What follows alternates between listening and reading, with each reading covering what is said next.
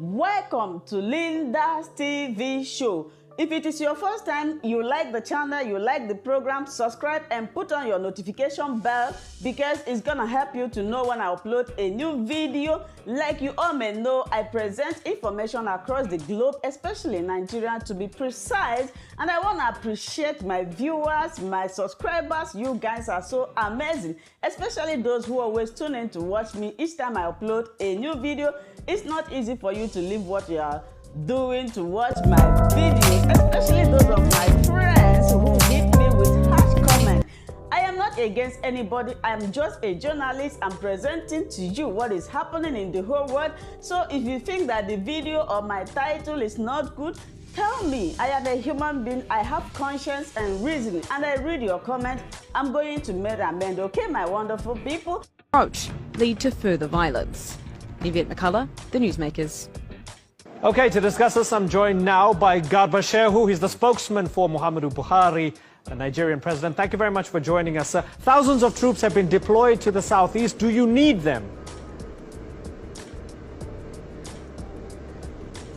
The deployment of the troops to the southeast is part of a regular military exercise. There is no extraordinary plan to deploy troops. These exercises are being carried out in each of the 6 geopolitical zones of the country. And so therefore, there's nothing extraordinary about this one. When people look at the tension that emerged last month on the 50th anniversary of the start of the Biafra war that killed more than 1 million people, when they look at the tension, when they see the people out on the streets, and they see IPOB labeled a terrorist group, and they see a crackdown on them, they match the two. They see the troop deployment with all of that, and they see the government as fearing that this is going to flare up, therefore you want to put a lid on it. Do you accept and understand why people connect the two? Well, people are entitled to their opinions. However, this military exercise was in our national budget. It was appropriated for more than a year ago. It was written into the national budget. When it was planned for, there was no anticipation that there would be this sort of disturbance by IPOB. IPOB has rightfully been declared a terrorist organization by the Nigerian government.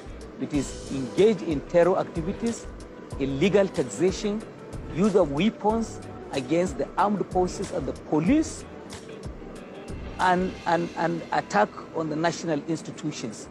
So therefore, they have been declared a terrorist organization because they have clearly indicated their territorial ambitions, that they want to capture not only the states that are politically, ethnically contiguous to them, but even states that are neighboring, those states. Somebody had to act. So let's just put aside those who might have attacked the police and look more generally at some of the grievances of some of the people there. They feel, as ethnic Igbos, they feel discriminated against as people in their own state. They say there's no development. They say no money goes to the region. They say that President Buhari has appointed Muslims into senior positions at their expense. How do you address those grievances?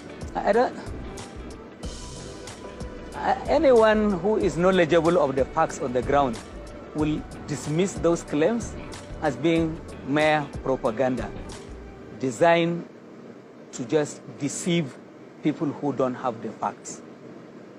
The Constitution of Nigeria has guarantees for the protection of each ethnic and geographical entity.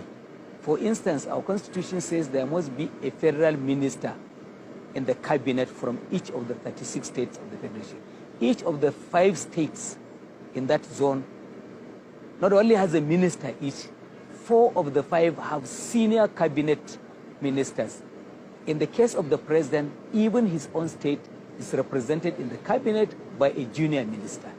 So all this talk about discrimination is politically motivated in order to black paint the government of President Muhammadu Buhari.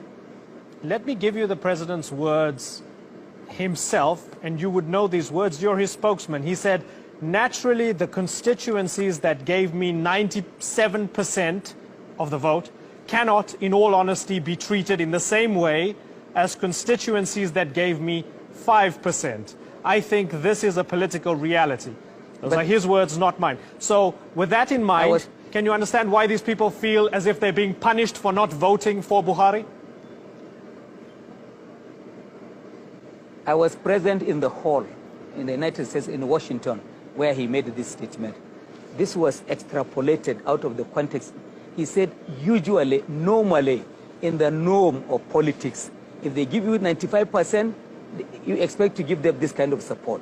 Well, he said, in my own case, I'm going to abide by the Constitution to ensure that nobody is left out.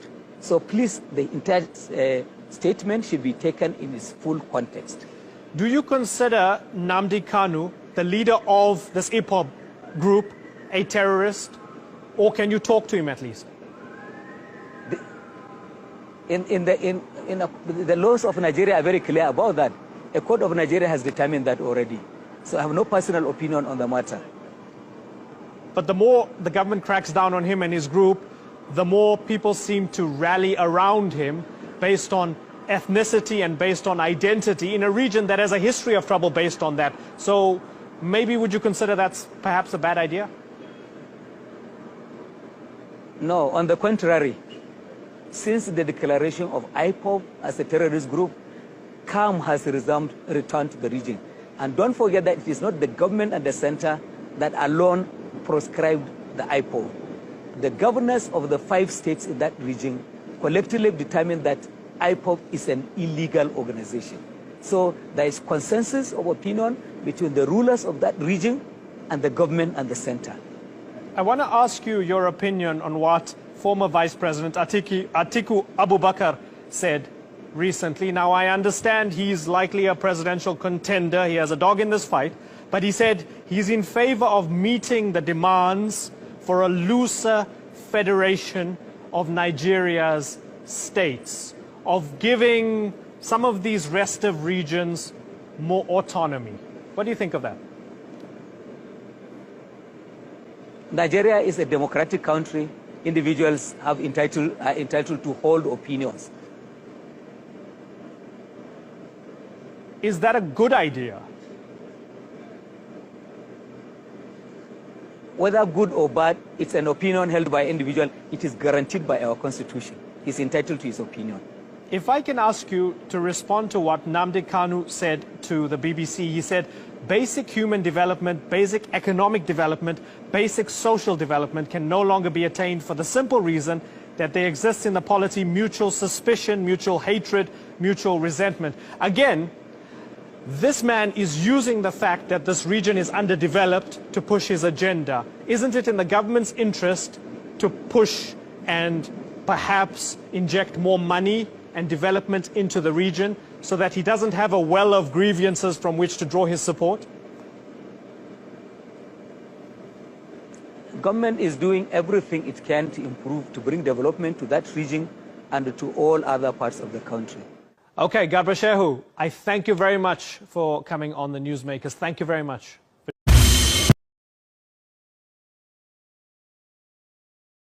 Hi, welcome to my channel. If this is your first time or first day of coming across my YouTube channel or seeing my face, you are highly welcome. Herzlich willkommen zu meinem Kanal. My name is Linda Chukwuezi. It comes as Miguel. That red button that says subscribe and you turn on the notification bell so that you'll be able to get information on the. Bis zum nächsten Video und einen schönen Tag. Tschüss. Tschüss. Bis man subscribe to Linda's TV show. What are you waiting for?